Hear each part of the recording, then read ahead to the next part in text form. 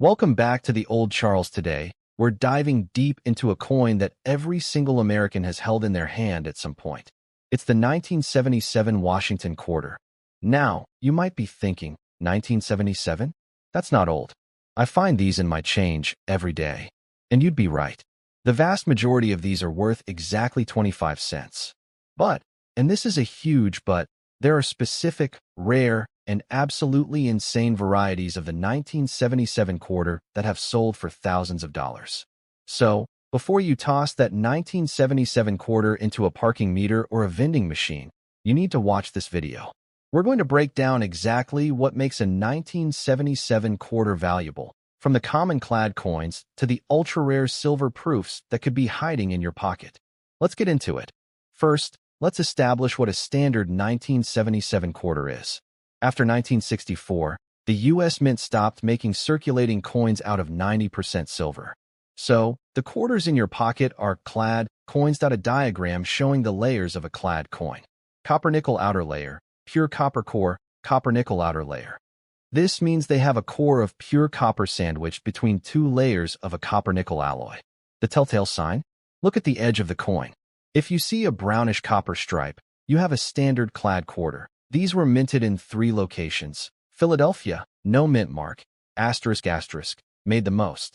Denver, D mint mark, asterisk asterisk, also made a huge amount. San Francisco, S mint mark, asterisk asterisk. This is where things get interesting, but we'll get to that. In circulated condition, meaning worn from use. These Philadelphia and Denver quarters are face value, 25 cents.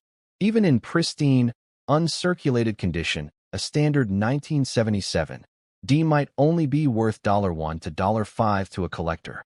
So, if you have a regular, worn 1977 quarter with a D or no mint mark, it's not a big money coin. Okay, here's where the hunt begins. Remember that San Francisco S mint mark?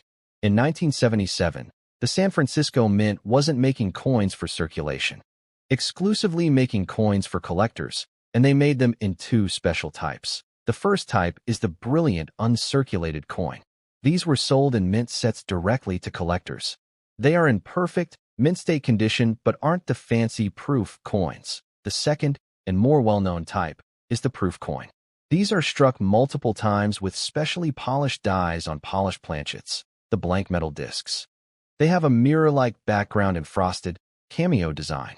They are gorgeous. Now, the critical piece of information. The vast majority of these 1977 S-proof and brilliant uncirculated quarters were made from the same copper-nickel clad composition we just talked about. They are beautiful, but they are still only worth about $2 to $8 depending on their grade and if they're in the original mint packaging. That's right. In 1977, the mint also sold special silver-proof sets and silver uncirculated sets. The coins in these sets are 40% silver.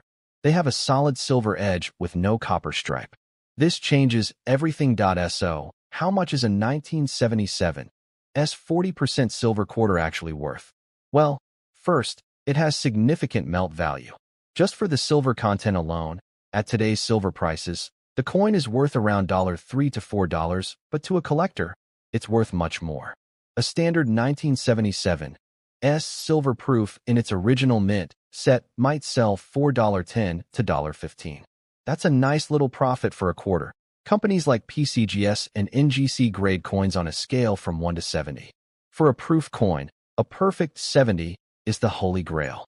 A 1977 S silver quarter graded in perfect PR, 70 DCM, deep cameo, meaning super strong contrast, is where the magic happens. Let me show you some real numbers. A 1977 S silver quarter graded PR, 69 DCM has recently sold for between $100 and $200. That's impressive, but the ultimate prize? The PR, 70 DCM. Because so few exist in absolute flawless condition, the value skyrockets. That's not a typo. In 2021, a single 1977 PCGS sold at auction for over $3,500.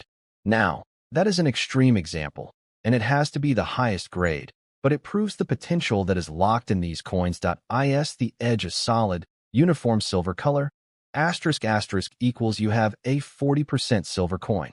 Congratulations! If you have a silver S quarter, is it in a proof set, looking pristine with mirror surfaces? Or is it loose, but still in great shape? If it looks perfect, it might be worth getting professionally graded. The Washington quarter, one of the most enduring and recognizable coins in American currency, has a history that spans from the Great Depression to the 21st century. The 1977 issue sits in the middle of this timeline, representing a period of stability, but also a key transition in American coinage. The quarter was introduced in 1932 to mark the 200th anniversary of the birth of George Washington, the first U.S. president. It was intended as a commemorative coin, but its popularity led it to become the standard circulating quarter.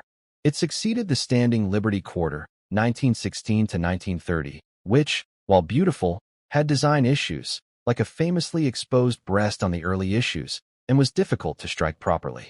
The U.S. Treasury Department held a public competition for the new design. The winner was a young sculptor, John Flanagan. His design was selected for its dignified and accessible portrayal of the first president.